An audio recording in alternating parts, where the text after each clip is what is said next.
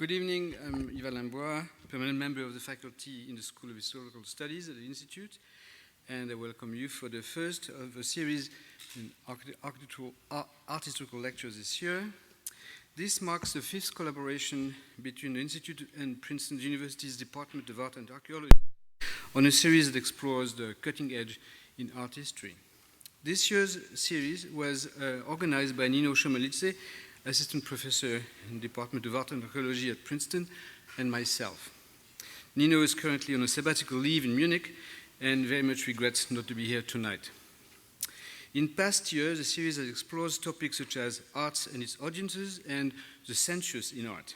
This year, instead of focusing on one issue, the lectures will span the range of interest in art history in order, so to speak, to take the temperature of the field. You will get a sense of its terrific diversity and vitality, I think. The lecture takes place both at the university and at the institute. Full schedules are available on our websites. There will be a question and answer period at the end of the lecture, and then we'll invite you to join us for a wine and cheese reception in the common room where we can continue our discussions. I'm pleased now to present Christopher Arier, assistant professor in the Department of Art and Archaeology and a scholar of early Northern Renaissance art. We will introduce this evening's speaker, Michel Merback. Christopher's specialty, as I said, is Northern Renaissance. His first book is on the Netherlandish polymath Hans Vredeman de Vries, who died in 1609. So he's much closer in time than myself, who work on the 20th century, to the late medieval period that is Professor Merback's turf. I'm infinitely grateful to Christopher for graciously accepting to prevent me from making a fool of myself. So, without further ado, I'm handing him the podium. Christopher.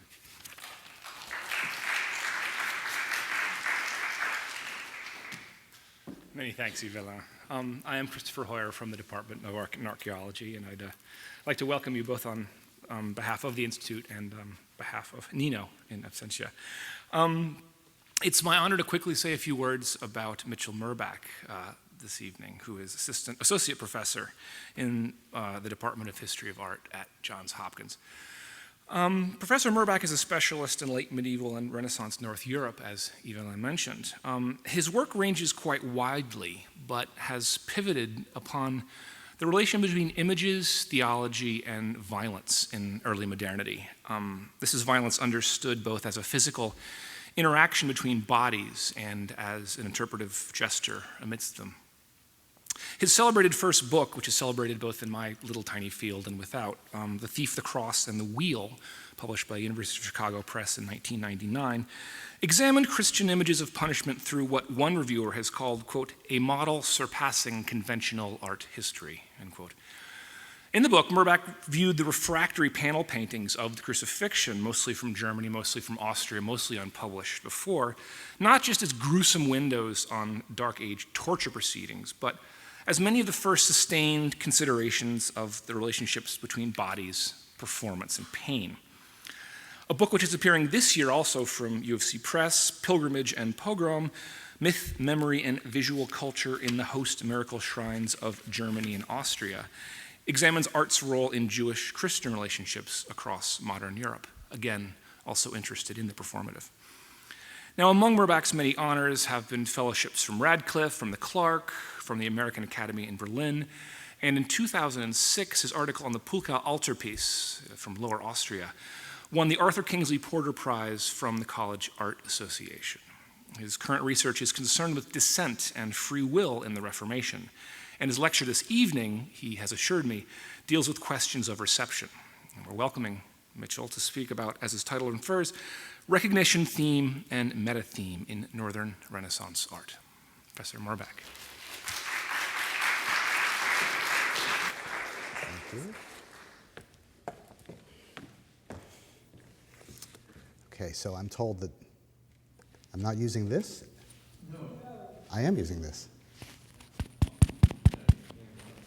Okay, how is my sound? Good, that's the important thing. I'm terribly grateful to be here this evening. I'm terribly grateful to the Department of Art and Archaeology for the invitation.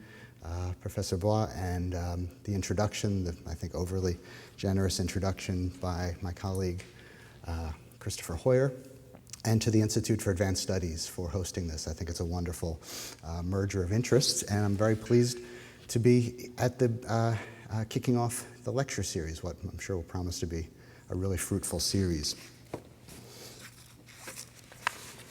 Okay. I checked the sound, now I want to check the lights. Are we going to stick with up lights? Is this fine? Okay. I like it when the screen is a little bit more vivid. Okay, that's nice. Very good. Okay.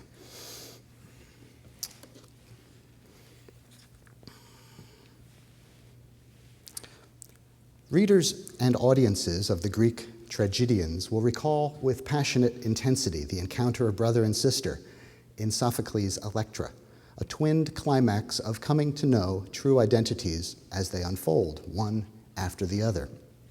Orestes, hearing Electra's lament over the ashes of her brother and contemplating her sufferings, suddenly realizes it is his sister standing before him. Then comes Electra's realization that the one before her, who understands her sorrow so well, is indeed the one for whom she mourns. The only one indeed, Orestes pronounces, who has ever come knowing your sorrow as his own. That moment of revelation in the play provides a classic instance of what Aristotle in chapter 11 of the Poetics called anagnôrisis, typically translated as recognition, but sometimes discovery or even disclosure. In the closest thing he gives to a formal definition, Aristotle calls it a change from ignorance to knowledge. Within his scheme for the tragic arts, recognition was one of two key ingredients poets and playwrights should deploy in crafting the kind of plot or mythos that he thought was best, the other key ingredient being peripeteia, usually rendered as reversal. In Sophocles' play, those twinned moments in which identity unfolds, wrenching trials of proof that bring a release of passionate joy when knowledge becomes certain, these qualify as the anagnorisis, while the attendant realization that Orestes will take his revenge against Clytemnestra after all is the peripeteia. By means of these narrative devices, Aristotle explains earlier in the book, chapter 6, the poet discharges his most essential duty to arouse the emotions of the spectator. Modern commentators on the Poetics have, by a common effort reaching across several disciplines, revealed how vast in scope the inheritance of these aesthetic principles has been in the Western tradition of imaginative literature and drama. Not only Homer and the tragedians cited by Aristotle availed themselves of this dynamic paradigm of narrative, so too did the authors of medieval epics and romances, both Christian and Islamic. Likewise, Shakespeare the tragedian and Shakespeare the comedian, other Elizabethans, and a host of modern novelists, playwrights, and filmmakers too numerous to mention. All elevate recognition and reversal to positions of structural importance on a par with mimesis itself, which was, of course, the fundamental concept in the Poetics. In registering its ubiquity and variety, recent literary studies have highlighted the way recognition doubles as a device for structuring action within narrative and as a trope for the reader's comprehension of truth's disclosure outside the narrative.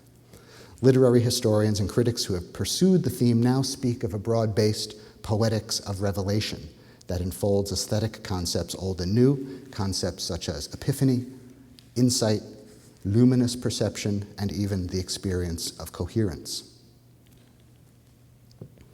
Art history today is well equipped with its own models for analyzing visual narrative and its own methods for characterizing the forms of attention that artists make visible within their pictures. Think of Alois Riegel's analysis of subordination and coordination in Dutch portraiture, or more recently, Michael Fried's opposed modalities of absorption and theatricality in 18th century art. We've grown ever more sophisticated, including appeals to neuroscience and how we infer and describe the attentiveness of implied beholders before pictures, and how we map the perceptual cognitive processes of seeing. Despite all this, art history has been slow in grasping recognition's signal importance as a trope of visual comprehension, and it's no wonder. Recognition, as we will see, comes freighted with some far-reaching epistemological problems, but the potential is there to make productive use of literary history's poetics of disclosure and the Aristotelian concepts on which it is grounded, and to do so not simply by importing models from a sister discipline into our own.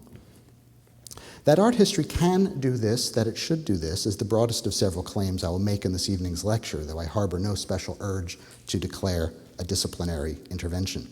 Rather, with just a few examples drawn from my own field, we'll start to appreciate the structural role and fundamental value given to anagnorisis in pre-modern Christian art in general. So the course of my lecture will be this. Initially, I'll fix on recognition as a motif, specifying its role and dynamic in the place we would most expect to find it, in that preeminent subject of late medieval liturgical and devotional arts, the Crucifixion. As we examine how painters represented the passage from ignorance to knowledge as a visible property of human response within the biblical narrative, we will, I think, see recognition rising to the level of a leitmotif, that is, a motif that unlocks a grand thematic at the level of storytelling and phenomenology, the phenomenology of the image. Recognition motifs are closely keyed to a whole set of cues for viewer response, cues that demand from the beholder a reenactment of the transformative moment experienced by characters in the narrative.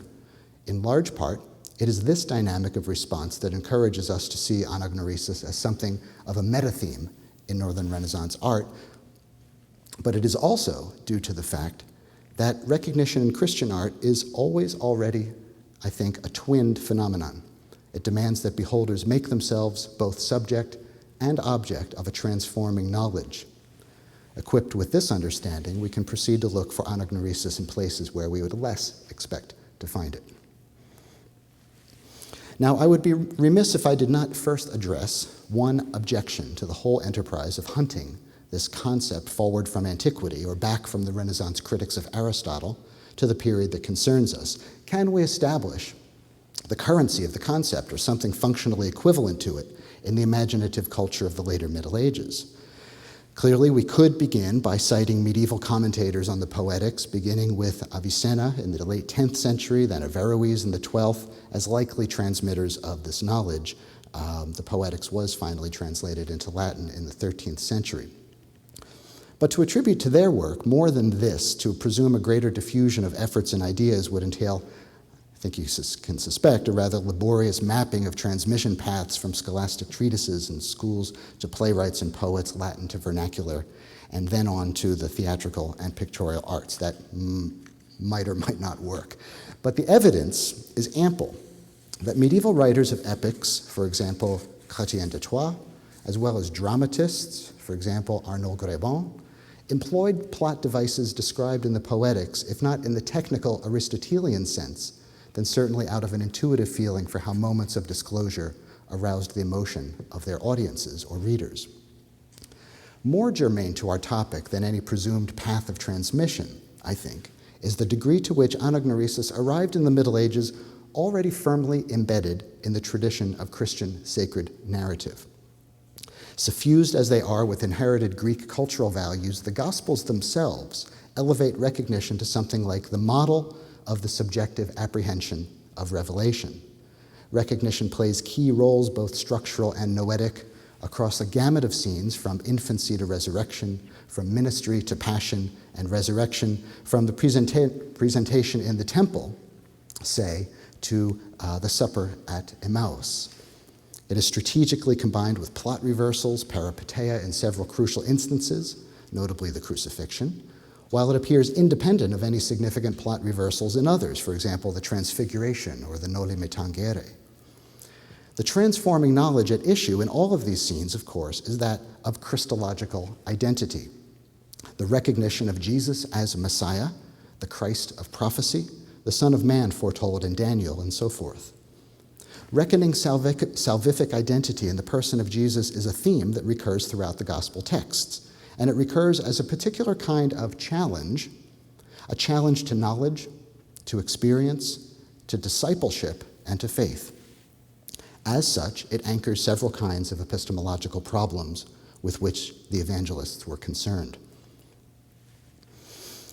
At the Crucifixion, Jesus of Nazareth embodies an awesome paradox, for at the climax of the Passion drama, the epochal moment toward which the Gospels point again and again, messianic identity was still hanging in the balance.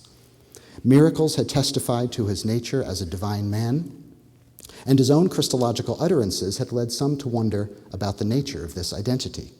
Some watched and waited for signs of divine power. Others ridiculed and challenged him to come down from the cross. Others cursed him.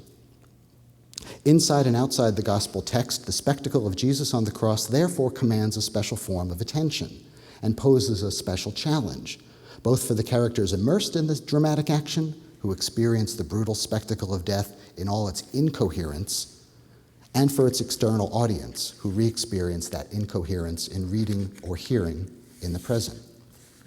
Christological identity is a disclosure that is still only half unfolded in narrative time. Just as the characters inside the story must make the painful passage from ignorance to knowledge, readers outside the story must replicate this as a passage from a knowledge already prepared by the text to the experience of Christ's presence, which also remains hanging in the balance. Now, whole phenomenology of Christian art, one suspects, might be organized around this simple notion.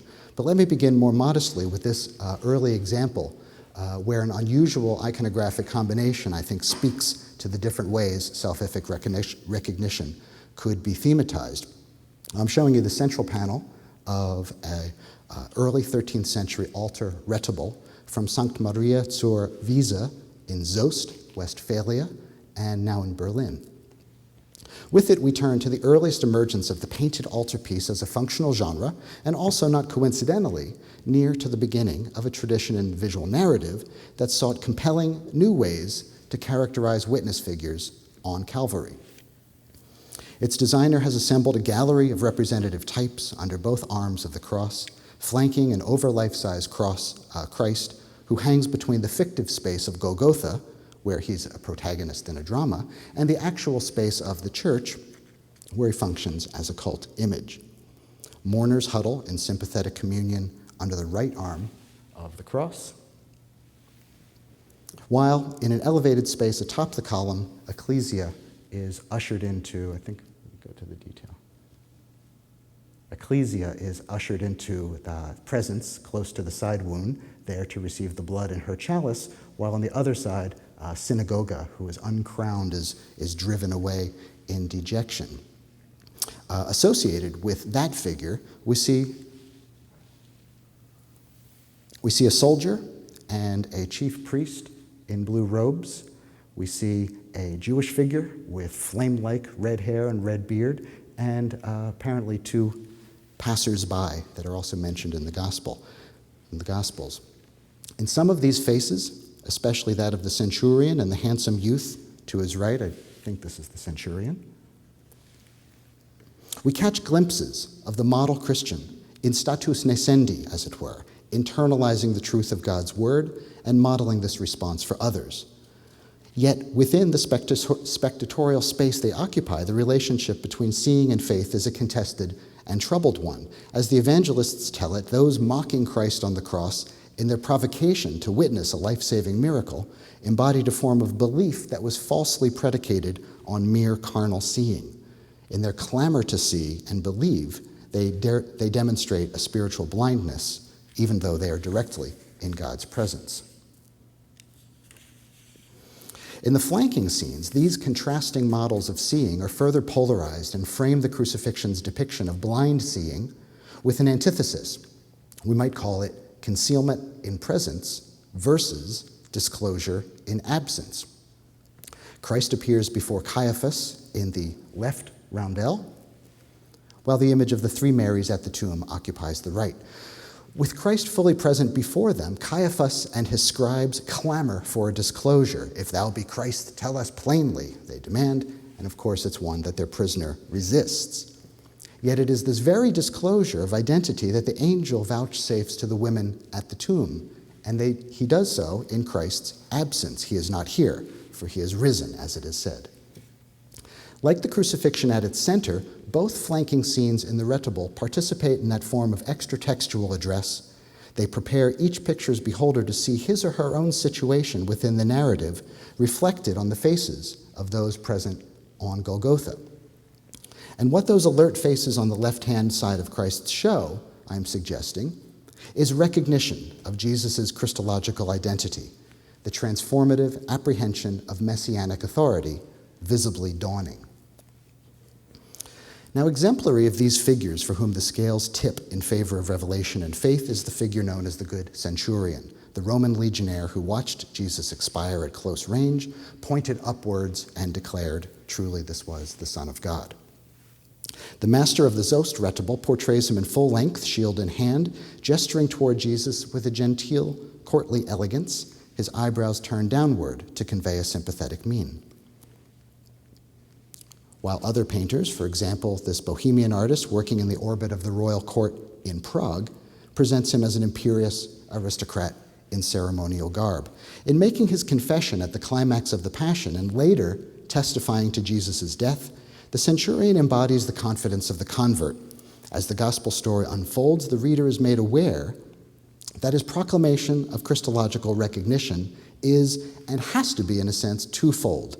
On the one hand, Jesus was the Son of God. On the other hand, Jesus is dead. Two different episodes that belong together. These two, otherwise incompatible affirmations are radically enfolded into a transformative knowledge. Prophecy has been fulfilled. And so too has the comprehension of the beholder, who, like the reader addressed by Mark's gospel, watches not only a new story and a new text unfold, but along with it, the negation of an old text and the negation of one's past self, the self embedded in the old story and the old text. Like a gauntlet thrown down, the proclamation cleaves the human community within the narrative. Against the model of seeing as a vain seeking for miraculous proofs of divine power, the centurion's confession exemplifies true belief, and does so by turning the bystander's concept of seeing right side up. Gospel writers, in other words, understood that transformative experience often lags behind revelation. The past self often resists the challenge of the new. Brought to acknowledgement of events for which we can never be prepared, we're revealed in our spiritual impoverishment and stubborn resistance to the truth, if not our unwillingness to be prepared, like the Jews on the one hand, like Jesus' disciples in Mark 8 on the other. When recognition dawns on the centurion, who is unprepared for the experience, it functions as a provocation to the reader, beholder, hearer, whose own knowledge about the hero's identity must be matched by a felt experience of recognition as an inner conversion. Therefore, the failure of discipleship, so evident throughout Mark's gospel, remains an ever-present possibility, not least of all for the reader before the text. Did artists carry a similar understanding into their characterizations of the diverse witnesses on Calvary? Did they seek to thematize the challenge of recognition, its delays and wrong turns, its pitfalls and dangers for beholders standing before the image?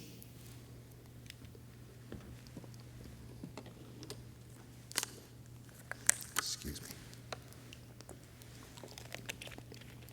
The first place I propose we look for answers to these questions is in a group of characters that have, by and large, flown under the radar of iconographers despite their ostentatious presence on Golgotha, the figures arrayed around the good centurion. For late medieval altar painters, this group was a veritable cast within a cast, a farrago of mismatched bit players loosely derived from the three synoptic accounts of the Crucifixion, with elements of local visual tradition thrown in for amusement's sake, probably. Jewish priests, scribes, and officials, passers-by, and a soldiery of decidedly multicultural hue make up this motley crew. Artists like the unknown Franconian painter, whose large cavalry survives today in Frankfurt, outfitted some of these military men as feudal knights, but mostly as flamboyant mercenaries or grunting knaves, some others as foreigners of swarthy skin, kinky hair, and bad teeth, with exotic and exaggerated features bordering on the monstrous. Many of these soldiers here and in countless other 15th century examples are explicitly characterized as Jews, as we'll see. Pushed off to the margins or engulfed in the crush of bodies and horses below the crosses, some of them hurl curses, snicker, snarl, and bark like dogs, while others watch the execution with silent expressions of contempt. Now, contrary to what their marginal position might suggest, their rabbling is not incidental to the dynamics of witnessing around the cross, nor the recognition themes we are exploring. These ruffians, thugs, goons could sometimes take center stage, as it were, and play specific roles. One of them comes to the fore in the Passion drama as the interlocutor of the good Centurion, and I'd like to spend a few minutes fleshing him out. No textual tradition of which I'm aware ever gives him a name, but the German pictorial tradition certainly had a clear sense of him as something of a stock character. Two early examples can quickly reveal the dramatic and symbolic meanings that attach to this figure. My first comes from the little town of Idar Oberstein in the renowned Felsenkirche. This is a crucifixion altarpiece by a Westphalian painter who gives us a riotous convergence of players amidst a profusion of gilded halos and ostentatious headgear. Despite the fact that the Centurion's pointing gesture here in the scene is half hidden behind another figure's head, his spoken confession is made visible by the banderole unfurling on the opposite side of his splendid hat. This positioning gives his speech act a twofold aspect. In one respect, the proclamation is universal, addressed to everybody, inside and outside the narrative. At the same time, we can see that it's directed as a kind of rhetorical riposte toward the mounted figure facing him, a bearded and swarthy fellow, armored and richly turbaned, who we see in profile. Dialogue between the men is strongly implied, in all likelihood, the kind of exchange that Passion playwrights used to expose the gap between the converted and the heart of heart, the kind they often elaborated to great comic effect.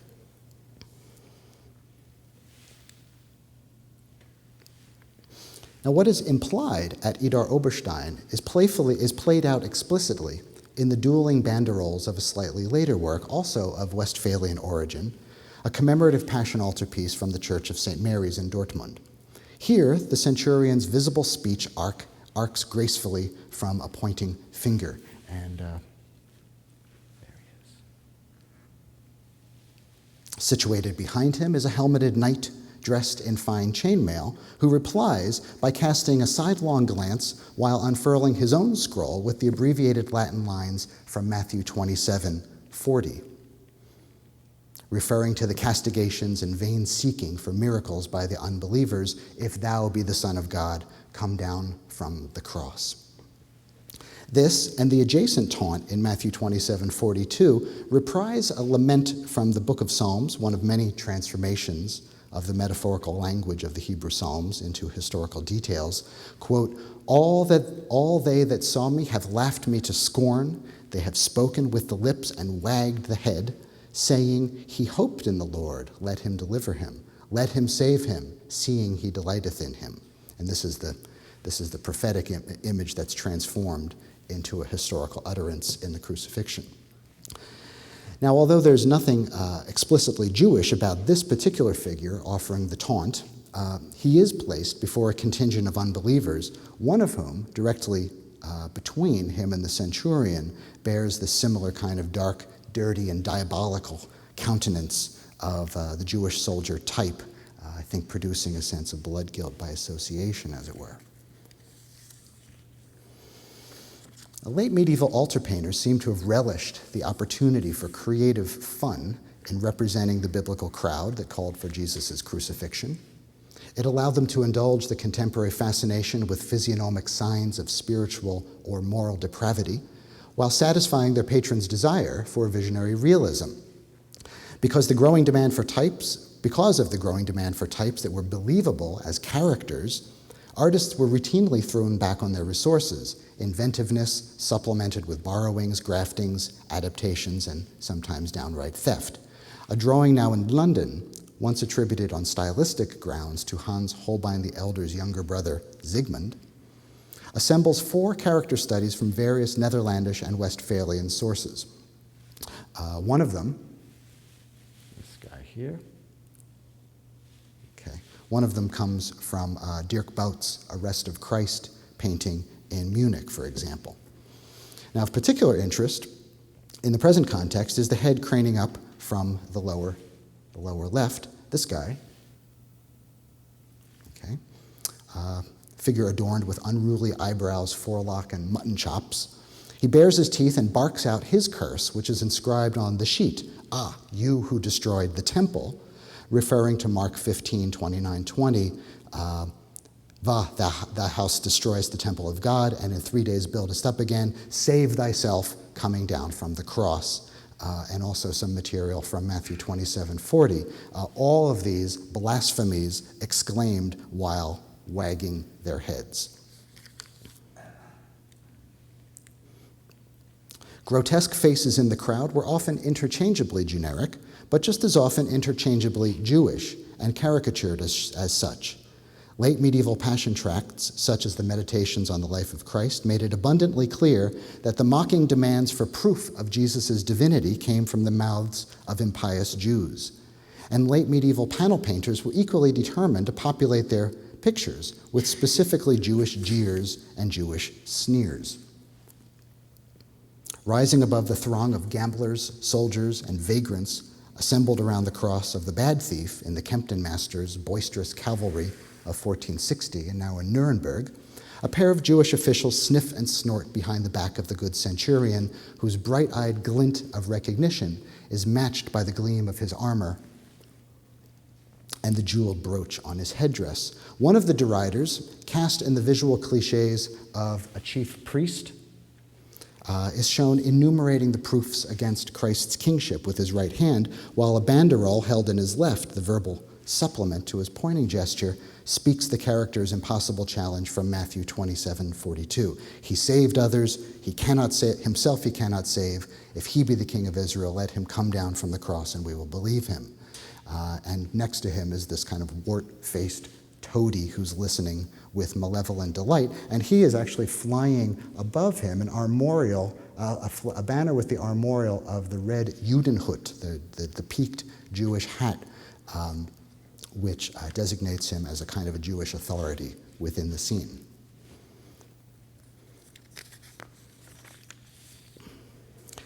An especially intriguing example of the ugly soldier on cavalry was conjured by the German painter-printmaker Hans Birkmeier the Elder in a crucifixion scene painted for the Dominican nuns of St. Catherine's in Augsburg, the city where the artist was born, where his father Thomann trained him, and where he ran his own workshop as a member of the Guild of Painters, Glazers, and Carvers from 1498 onward.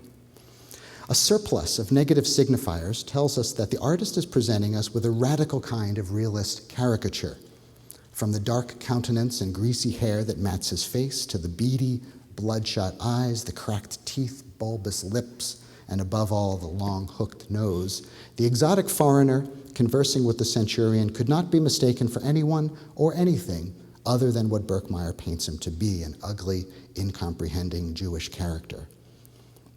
Of course, finding the right place for this particular anti-Jewish caricature in our expanded taxonomies of otherness is never a straightforward matter.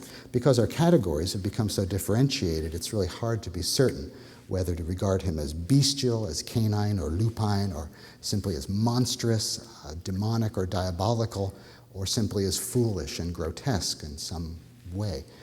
This is not a matter I intend to explore today. The larger problematic that Birkmeier's figure crystallizes does not, I think, require that we pin down the physiognomic codes of otherness he's deploying. It'll be sufficient, I think, to count the dark-faced figure as an amalgam of negative signifiers, exaggerated to nearly comic effect, and move on to other matters.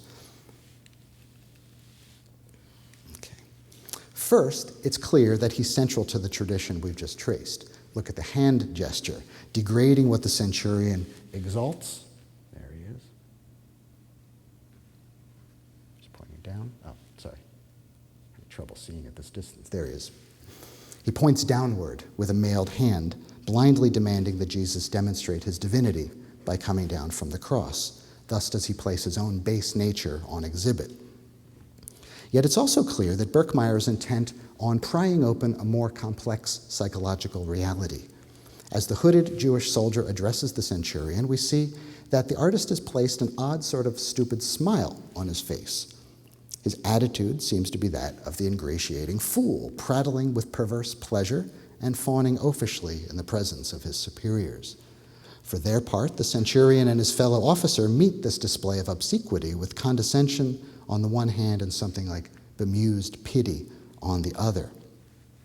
Placing him at the intersection of their gaze and ours, Birkmeyer has cited this ugly antagonist in the crosshairs of a glaring negative judgment. But the greatest outrage over the Jew's folly seems to be reserved for another kind of gaze, the gaze directed back upon him by his own mirror image, reflected in the centurion's gilded epauliere or shoulder plate, which Birkmeyer has rendered with a crisp legibility and immediacy. This specular Jew, likewise seen in profile, seems to be visible to no one in the scene, least of all to his flesh and blood counterpart.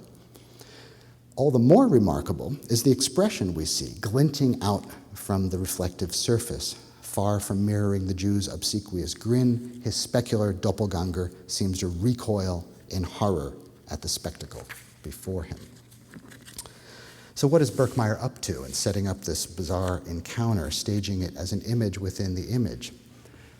When I first stumbled across this motif several years ago, the art historian in me thought it was merely a play on those grotesque masks that are used to decorate ancient arms and armor, the repoussé gorgon transformed, as it were, into a specter that mocks the living. Birkmeyer was quite the antiquarian, so this may indeed be part of it. Of course, the motif also qualifies as a painter's conceit, an assertion of illusionistic prowess, a rhetorical supplement on the margins of a sacred narrative.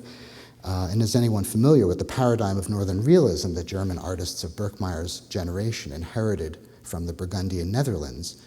We know that reflective surfaces of all kinds were de rigueur for artists intent on exploring the translucency of oil glazes to produce these flawless crystalline visions. Not only mirrors, of course, but convex surfaces of all kinds, especially polished armor, served, in Meyer Shapiro's immortal words, as a model of painting as the perfect image of the visible world. They also gave painters the opportunity to create a more complete and substantial representation of space, as Hans Memling demonstrates in St. Michael's Cuirass, a panoptical motif that he places at the center of his great Last Judgment altarpiece, now in Poland.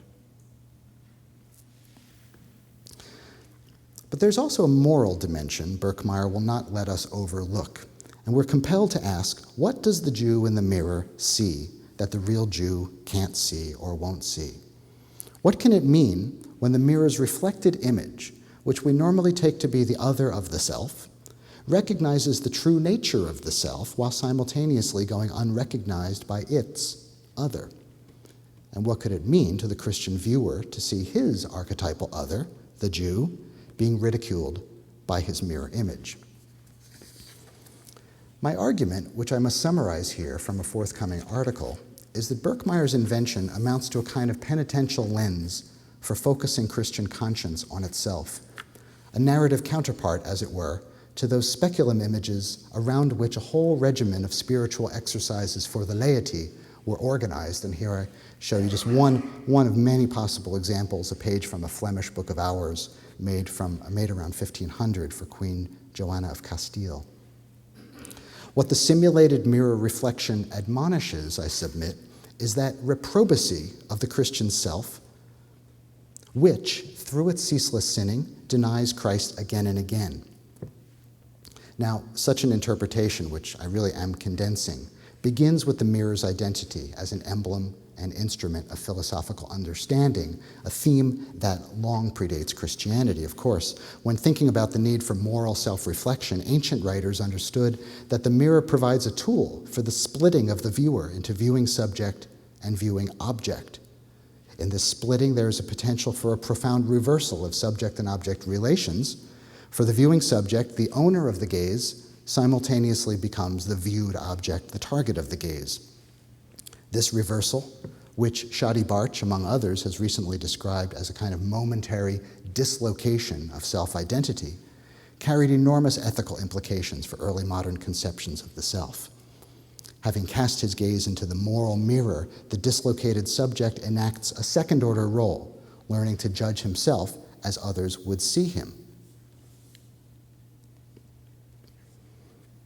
In this way, the mirror operates as a site of dawning self-knowledge, a reflexive lens through which the self is confronted by an other who in turn recognizes the gazing subject as its other. In its Christian interpretation, this other holds the potential to confront the subject with a most terrifying prospect, for under the judging eye of our specular doppelganger, we experience the horror of the self mired in sin, corrupted by worldly attachments, deformed by its self-seeking and its alienation from God. This was a major theme in medieval speculum literature, the need for constant self-examination and vigilant reflection upon death. The penitential exercises born of these concepts eventually gave birth to a whole genre of Christian ethical art for the laity, the vanitas, the memento mori, and related themes.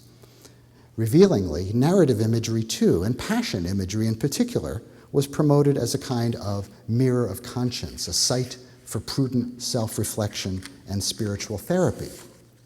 Consider the admonition offered by Arnaud Grebon, the mid-15th century dramatist and canon of the Church of Le Mans, in his great 35,000-verse vernacular play, Le Mystère de la Passion.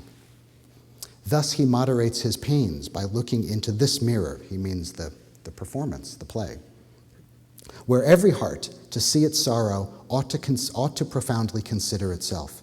And so that you might see yourself there and gently look at it, this pious mirror for your own good, we bring before your eyes, in visible form, with characters. Look at yourself if you are wise. Each of you sees his form there. Anyone who really looks will really see himself. 16th century authors were likewise interested in the profound difficulty of seeing oneself for the sake of spiritual or moral improvement and understood it to be an anthropological as well as ethical problem. Sebastian Frank, in his Sprichworte, diagnosed the problem with these words. He says, "Man remains forever in his affairs and toward himself blind and a fool. Likewise, if a monkey and an owl were to be looking at themselves in a mirror, the nature of animal or man is so blind that each creature, obsessed by self-love, does not know himself, does not see himself, and cannot do so." For Frank, the search for self engendered nothing but foolish narcissism and had to be remedied by recognizing the spark of divine love that dwelled in every man's soul. Contemporary writers and artists seem to concur. Embedded inside the chaotic clatter of Peter Bruegel's drawing known as Elk is a tableau that laments the hollow prospects for self-knowledge. Set up as a foil for the bespectacled everyman who is shown scrambling across a mound of detritus with a lamp, like the philosopher Diogenes searching for something he'll never find, we meet his paradoxical double, Niemand, or nobody, dressed in a fool's costume and regarding himself in a mirror. Posted on the wall behind Elk, on a placard of some sort, this image within the image carries the inscription, "Nobody knows or recognizes himself." This, then, is one of those pictures of nobody and a fine little visual paradox, one that was, by this time, well established in the European moral satirical tradition. Now, I bring all this up to suggest that Berkmeyer's characterization of the ugly Jew on Golgotha, a figure who was neither a tormentor in the strict sense nor a sympathetic witness, and whose pitiable manner troubles any simple identification of him as a damned sinner, that he figures forth something of the nobody paradox. We might say that his nobodiness is what turns the drama of the self's failure of recognition, which I think this is an image of the failure of self-recognition, turns it into an indictment, but not specifically of Jewish reprobacy, but of Christian conscience generally. That is, what Berkmeyer stages as a quintessentially Jewish form of blindness stands here for the blindness of those Christians who refuse to look into the penitential mirror, that reflective surface out of which our own image as vile, ungrateful sinners stares back at us. If the blind Jew by his nature is unable, the Christian, distracted by the vanities of the world, only remains unwilling. Everyone could see himself if only he would look where nobody dares.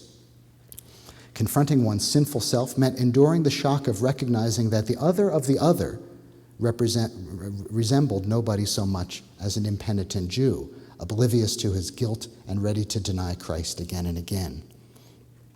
And I think this is why the rare spectacle of the Jewish witness on Calvary, who finally does open his eyes to see something I think is being offered in Dirk Bout's deposition triptych in Granada. Let me show you. These are just the outer wings, but this is where the figure is located. So another one of these interlocutor figures, and I have a nice detail to show you what's going on there in this characterization.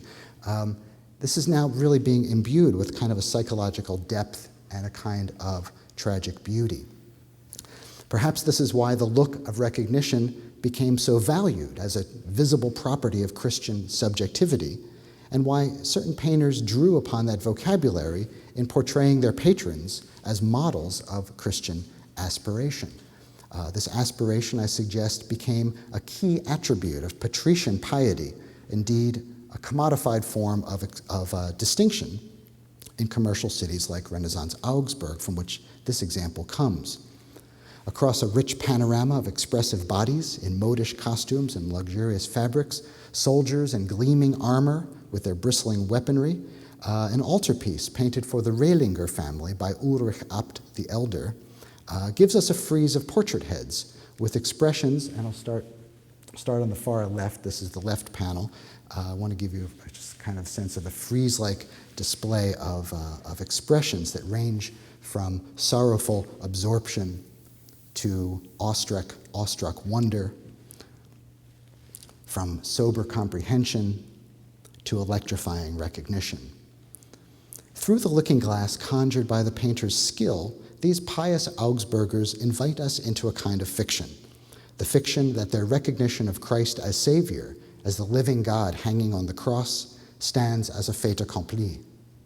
By implication, they also tell us that their self-recognition as sinners, penitent, therefore worthy of God's love and fortune's blessings, is likewise complete, ready for emulation by all who behold their image.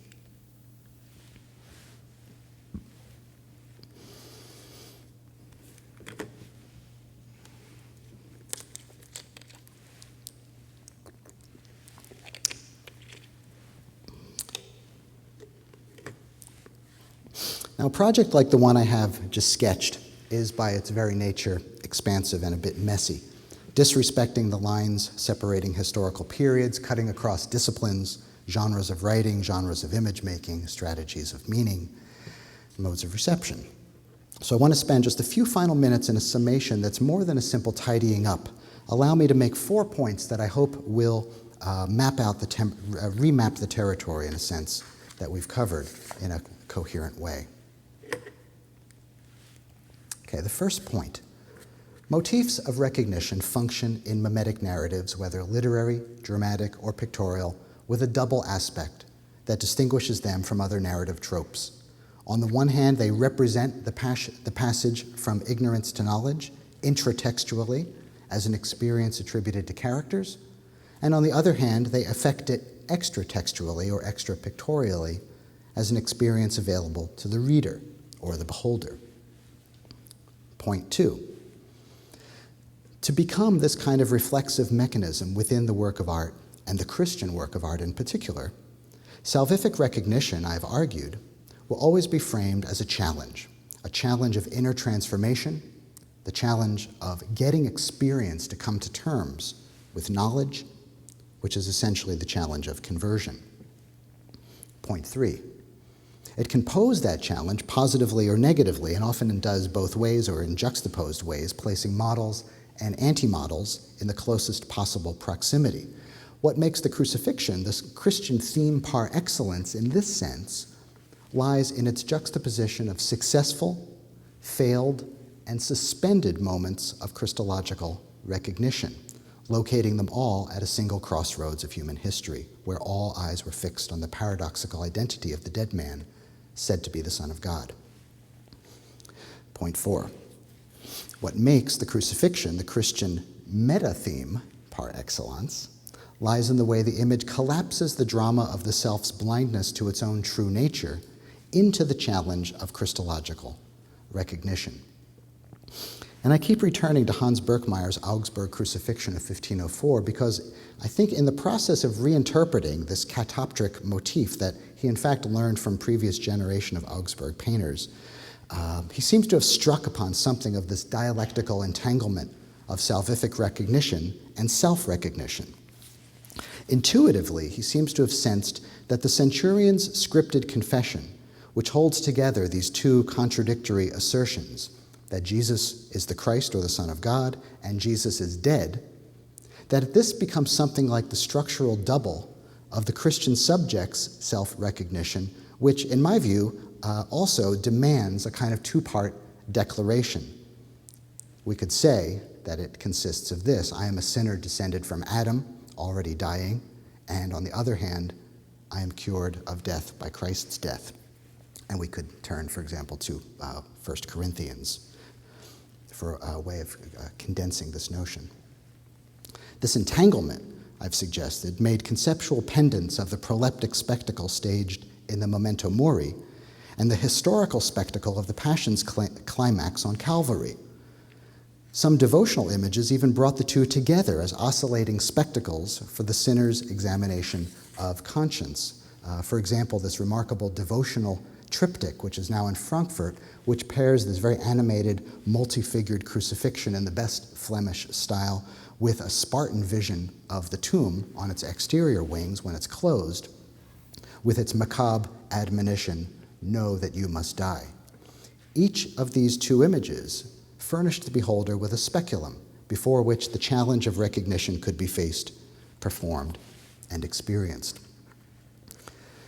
That Hans Berkmeyer, later in life, understood the moral imperative of experiencing the horror of the self without false consolations, and that he claimed the mirror as a personalized site of self-reflection, thus proper self-recognition, comes across in the remarkable double portrait of the artist and his wife, dated 1529 and now in Vienna, a composition evidently designed by Berkmeyer and then executed by his junior colleague in Augsburg, Lucas Furternagel.